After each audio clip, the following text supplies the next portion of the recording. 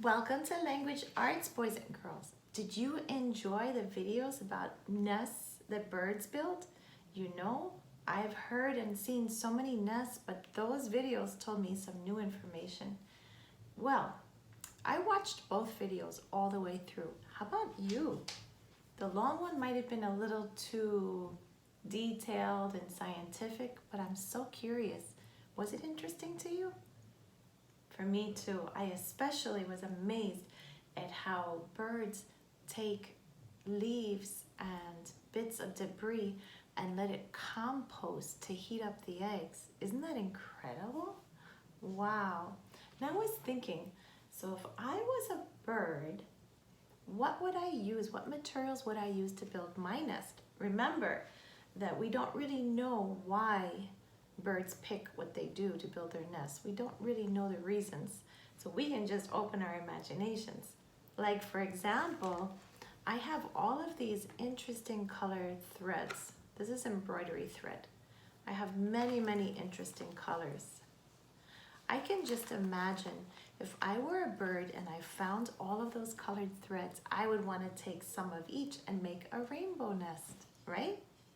Well, I don't know about you, but today, the challenge for you is going to be to think, if I were a bird, my nest would be, and you know what I'd like you to do? I'd like you to write a sentence on a paper, hopefully with some lines to help you out, and then to illustrate it with your nest, the same way we do with journals in the classroom. That's right. So I'm going to give you the beginning of the sentence and I'll show how I write it, and then you copy that part and fill in the rest, because every one of you has your own imagination and your own materials in mind. So this is how I would start my sentence.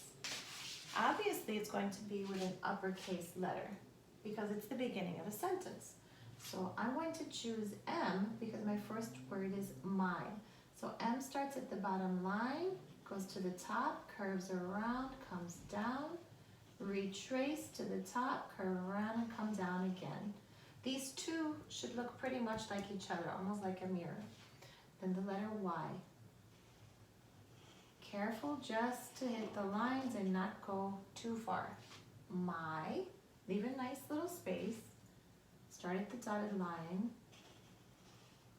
N, E, S. Now for T, be careful that you go all the way to the top line and curve it a little at the bottom and a small cross. My nest, oops, another little space. Next word is. And that S starts at the middle line and stops at the bottom line. So my nest is, and guess what? It's blank because you're going to fill in the rest of that sentence and then submit it into Class Dojo. And remember, I would love to see either you make a picture of your nest and use any kind of art materials you like, or look around your house and find something that you could actually make a real nest out of. Your choice. You can draw it after writing the sentence or make it from materials. In either case, have lots of fun. Be creative because God gave you a good brain for that. See you in a little bit for phonics.